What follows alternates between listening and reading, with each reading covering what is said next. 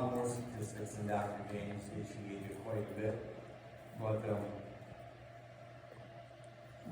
Steve, you talked, and Lance, when we talked a lot about that this development's been on the board for 18 years, a lot of different reasons. And the question was also asked why didn't you guys prepare better for those 18 years? Well, 18 years ago, Lago Vista was barely developed, and Fairmont was really struggling at that time. There was probably at that time Lago Vista was 25 to 30% at all developed. So the income was really a struggle at Fairmont. The past administration that was right before us did a great job of turning the school district around and getting us on board. And they have done an awesome job of getting us to where we can be financially responsible, which some school districts aren't. But we're a little bit more of a challenged school district, and I think that's because the finances that our resources are really limited. As she told you, 49% of our income is from property tax alone.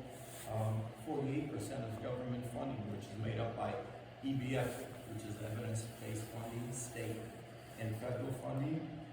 The tough thing about the 48% is it's so uncertain right now. You'll be talking to a group of people tomorrow that say, are we going to get cuts in federal funding? Are we going to get cuts in state funding? It's really uncertain. And we're not going to give you all this about special education and IEPs because that's out of control right now.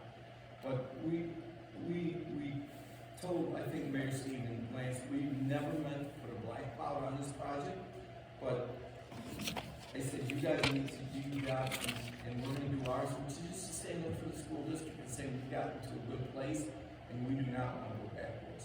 We want to educate these students, but we're also going to be really cognizant of our financial status.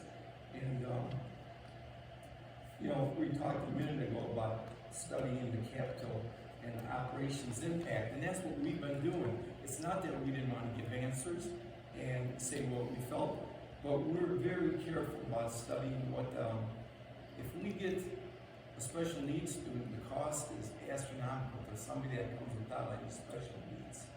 I asked Dr. Day, I'm sure if you were, we had a board meeting a week or two ago, and I said, did you give me some facts that are not true or they're weird? Because we have 2 blind students that we send out of town, and I said, you had on your cost $137,000 for 2 students, is that right? He said, yes. And then you told me today there was another $20,000 cost on it.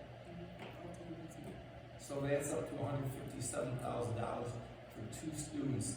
So we're not giving this to get mercy for you guys, we're just telling you the reality of what the school costs now and what we face when we're in Fairmont. So the other thing is, you know, the funding in Fairmont is, Lago Vista is a huge funding district for that. And the people of Lago Vista understand that. And our other funding is government funding, which is uncertain. So we will collaborate with the city as much as we can, but we're also going to stand up for the school district and those kids because there's so much need. And you know, I understand that. Guys, I've been in Lockport 70 years. I grew up across the street on Division Street here. So I know Fairmont community pretty well, and it's a great community with a lot of great people in it.